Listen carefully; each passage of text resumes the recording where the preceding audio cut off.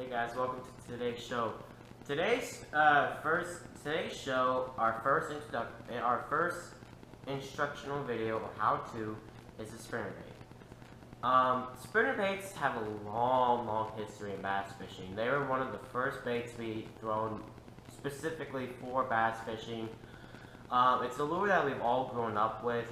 I'm pretty sure everyone who has bass fished has sometime thrown a spinnerbait, whether it be a day into it or a year into it. Sometimes someone has thrown a spinnerbait. So what is a spinnerbait?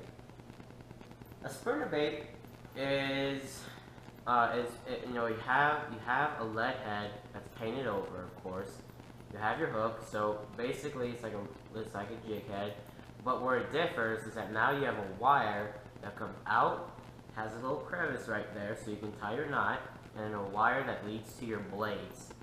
And on the hook part of it, you have your skirt, and then you have a trailer hook. Now on the other side of the wire, you have your two blades. So that's what a spinnerbait is. How you fish it? Pretty self-explanatory. Cast it out, slowly reel it back in. A lot of people nowadays are varying their retrieves with spinnerbaits during this whole herky-jerky.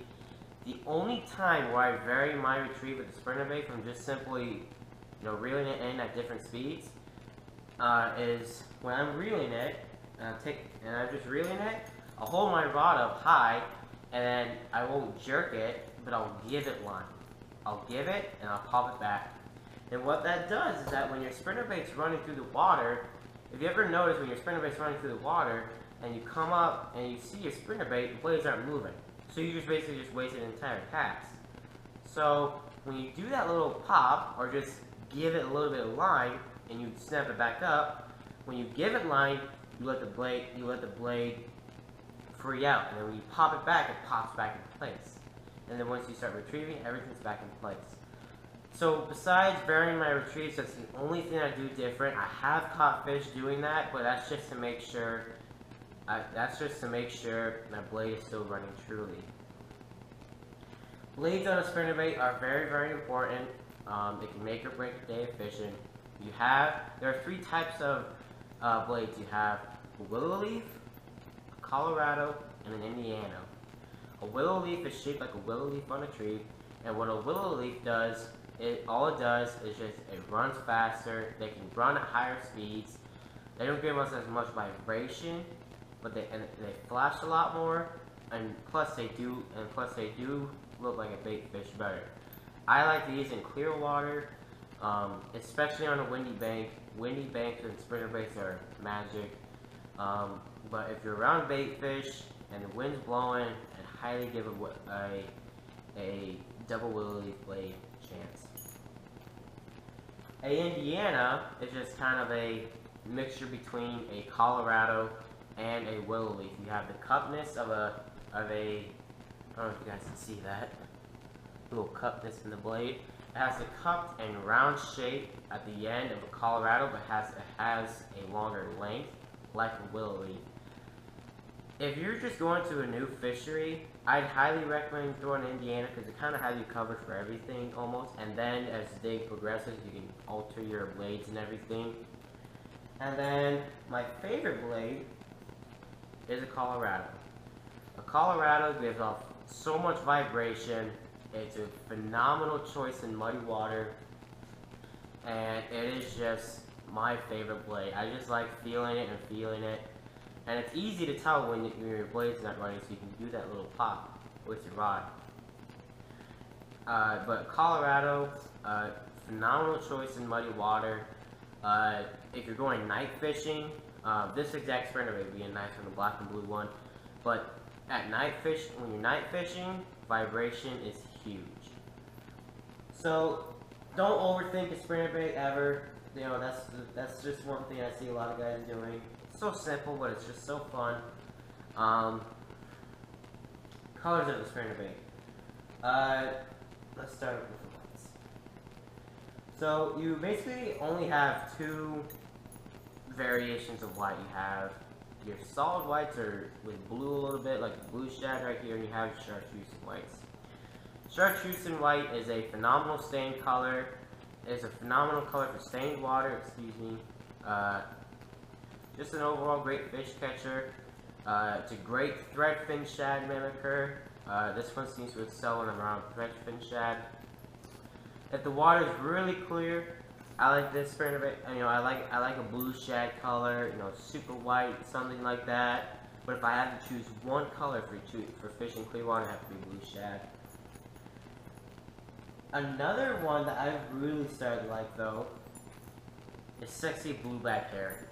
It's not obviously in the name, that's what turns people down, but don't deny it just because of the name. When I have snack shad, there is not a better color that actually resembles the glow and the actual phase and shades of a shad better than sexy blueback herring. If you're really keen on fish and really keen on what they're eating, a lot of times I find myself throwing blueback herring. It's a great color.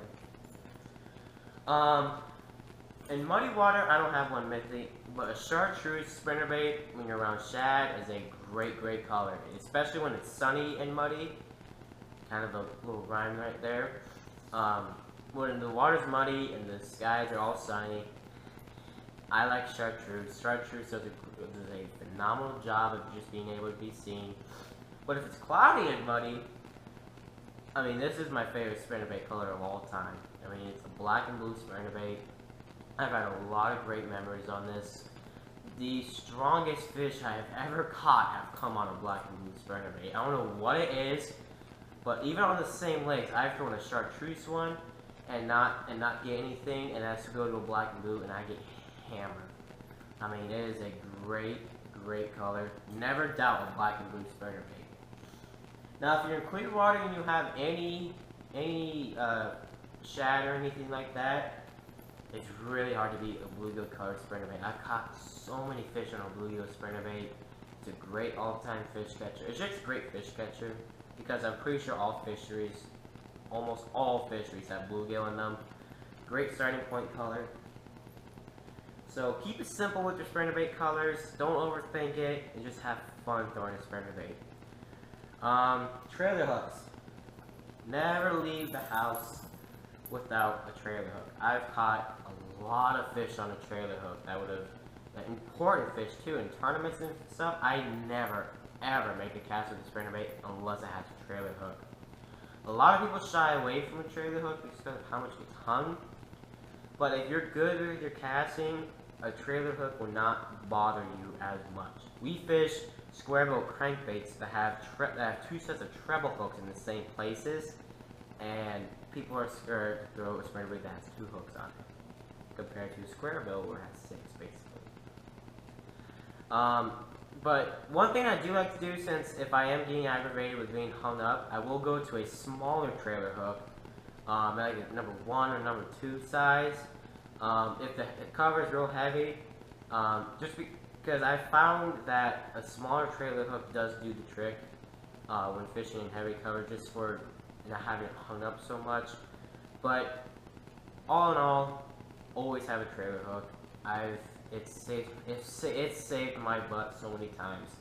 I mean, and I have caught some big fish on a trailer hook. So never ever count a trailer hook out, because when you're spinnerbait fishing, hard lesson to learn, you are going to get short strikes. So always keep a trailer hook handy.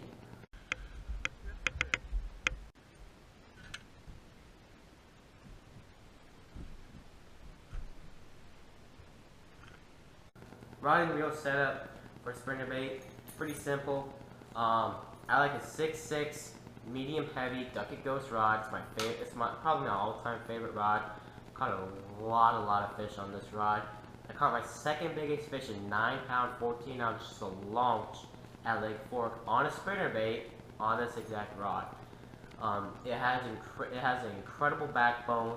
It has a great tip to make spinnerbaits, because when you're choosing a spinnerbait rod, if you're a Ducket fan or not a Ducket fan, always choose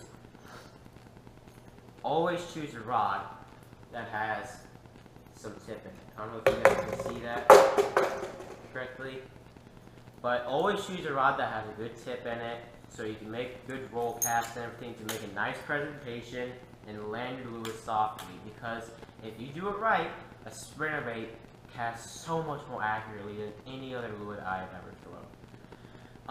My reel is just an Abu Garcia Black Max, pretty plain and simple.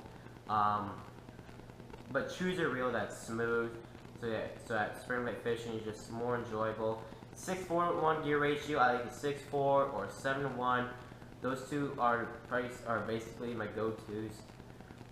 And then my line, 17-pound test, fluorocarbon. Fluorocarbon is awesome for spinnerbait fishing. I don't like braid. I do use a little bit of mono when I'm fishing spinnerbaits. I love throwing a small spinnerbaits on monofilament. But that's my setup. 6'6", anywhere from 6'6" to 7 foot is a great choice. 6:4:1 gear ratio reel, 17-pound test fluorocarbon. Keep it simple. Have fun with the spinnerbait.